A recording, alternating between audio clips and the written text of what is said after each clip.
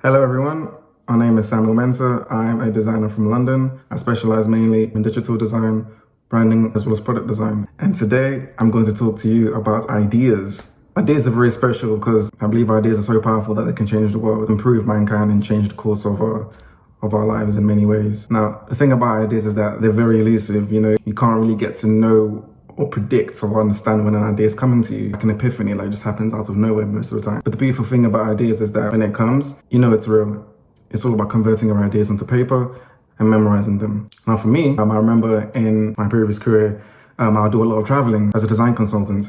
And I'll get a lot of my ideas when I'm traveling, like on the plane, or some of my greatest ideas come to me 30,000 feet in the air. It just happens at a time where you're pretty much in a place where you're isolated maybe. You're able to drown out the noise around you perhaps, and you're able to focus on something that actually makes your brain think, new thoughts, new concepts, eventually new ideas as well. Now, when these new ideas come, I can use a variety of tools, convert them into paper or into memory or into storage of some kind. I actually use my phone, my notes app in my phone, and I jot my ideas down in that all the time basically. Everyone's different. You can use your laptop, you can use your notebook, you can use any kind of tool around you essentially. You need to be able to convert the idea into something that can actually stay put. I normally use my phone. When it comes to like a lot of ideation sessions I have with my clients, we sometimes go for, pen and pad, sometimes go for the whiteboard, we jot down our concepts.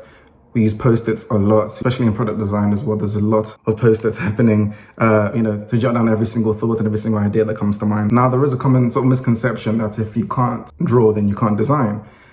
And that's totally false. And designing is a process of actually making something real or turning something from an idea into reality. When it comes to design, you don't need to have an artistic sensibility when it comes to drawing.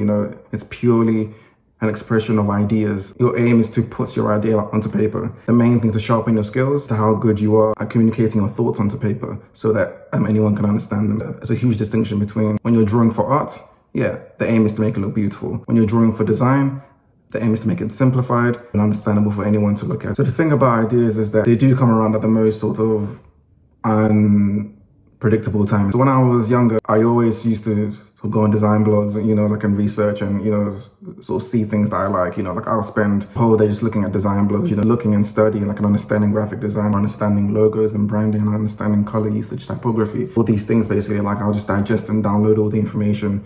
That was my form of research, but at the same time, it was very dangerous in a way because it meant that I could end up just regurgitating everything that I've seen. It's important to research, important to build up your archive, in your taste levels in terms of what you deem as good design. But then it's also very important to develop your own style as well, to develop your own ideation, to develop your own concepts as well. Be more in tune with how you can improve what you've already seen. How can I improve that? Or better yet, how can I add my own perspective onto this? Don't feel the pressure of time as well. Take it pace by pace. When the idea comes, it comes, and it's up to you to communicate it, to execute it in the right way possible as well. The idea phase is very interesting. It's a very fun phase.